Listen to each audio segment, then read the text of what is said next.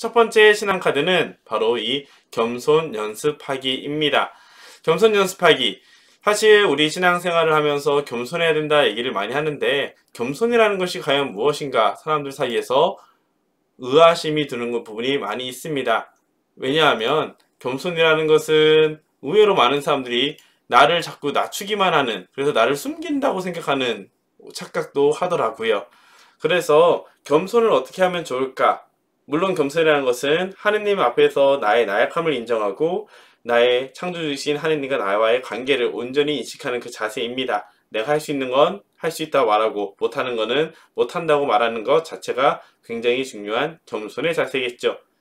그런데 이 겸손을 연습하기 위해서는 내가 주로 이야기를 하는 방식을 조금씩 고쳐나가는 자세도 중요합니다.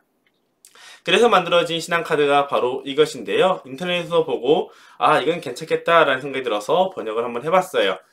내가 제일 중요해 라고 생각한다면 야고보서 4장 10절의 내용, 주님 앞에서 자신을 낮추십시오. 그러면 그분께서 여러분을 높여주실 것입니다 라는 말씀을 기억하면 좋을 것 같습니다. 내가 제일 중요하다는 것은 내가 가장 소중하다는 뜻이잖아요. 그리고 나보다 더 중요한 게 없다라는 착각을 할 수가 있거든요. 하지만 그런 생각이 들 때마다 하느님 앞에서 나는 어떤 사람인지 돌아본다면 도움이 될 겁니다. 그래서 주님 앞에서 내가 어떤 사람인지를 살펴보는 것, 그럴 때 오히려 하느님은 나와 함께 하면서 우리를 더 높은 위치로 올려준다는 것도 기억하면 좋을 것 같아요. 두 번째, 이거는 능력 있는 사람들이, 굉장히 많은 성취를 이뤄내는 사람들이 빠질 수 있는 유혹입니다. 나 혼자 다 할 수 있어. 누군가와 함께, 우리는 그런 얘기 많이 하잖아요. 빨리 가려면 혼자 가지만 멀리 가려면 함께 가라.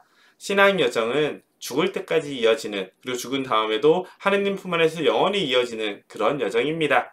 그렇다면 나 혼자 하다가 지치기보다는 함께 걸어가려는 연습을 해야겠죠. 그럴 때 베드로전서 5장 5절의 말씀, 여러분은 모두 겸손의 옷을 입고 서로 대하십시오 라는 말씀을 기억하면 좋을 것 같습니다.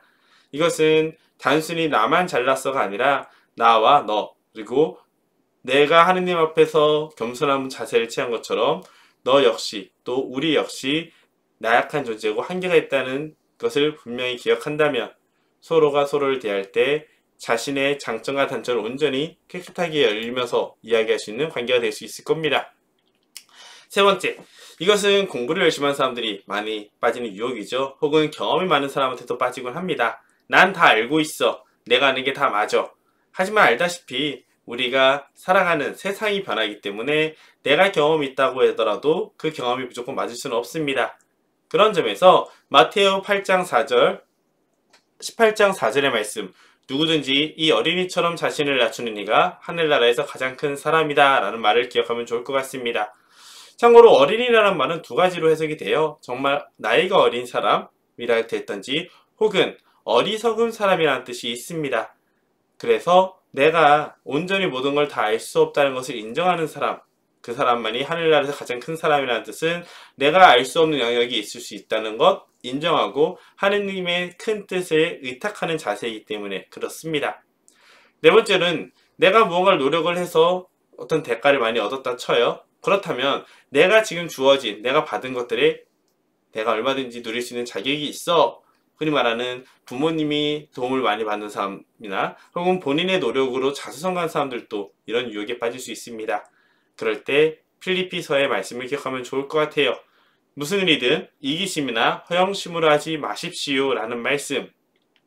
내가 무언가를 일을 하거나 어떤 행사를 하거나 봉사를 하거나 할 때도 중요해요.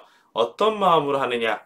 다른 사람들보다 내가 더 뛰어나는 것을 드러내고 싶은 허영심인지, 아니면 나의 이익만을 바라보며 하느님의 뜻이 아닌 내 개인적인 사욕, 내가 하고 싶은 것만 생각하면서 하려고 하는 것인지, 이런 것을 돌아본다면 지금 내가 누리고 있는 것이 나의 노력으로만 이루어진 것이 아니라 사회적인 것, 하느님의 도움 등등 많은 선택과 도움과 선물로서 주어졌다는 것에 감사할 수 있어야 합니다.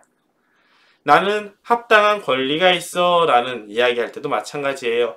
우리가 공동체를 위해서 많은 일을 했을 때 나한테 최소한 이건 해주는 게 좋지 않겠어? 난 이건 받을 자격이 있다고 생각해. 혹은 권리가 있어 라고 생각한다면 필리피서 2장 8절의 말씀을 기억하면 좋을 것 같습니다.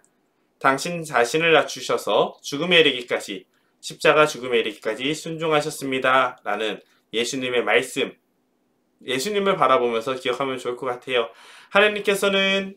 예수님께서는 아무런 죄가 없음에도 불구하고 오늘을 살아가는 우리들이 다시 하느님 품에 나아갈 수 있도록 올바른 길을 보여주셨잖아요. 그것처럼 우리가 가지고 있는 권리는 나를 위해서 하는 것이 아니라 다른 사람을 위해서 나눠주고 이끌어주고 함께하기 위한 것, 예수님이 나에게 해주셨던 것처럼 나 역시 이웃에게 하는 그 자세를 기억하면 좋을 것 같습니다. 이런 식으로 내가 제일 중요해, 난 혼자 다 할 수 있어, 난 다 알고 있어, 누릴 자격이 있어, 합당한 권리가 있어 라는 생각이 들 때마다 이 말씀들을 기억한다면 우리도 모르는 사이에 조금씩 겸손의 자세로 갈 수 있을 겁니다.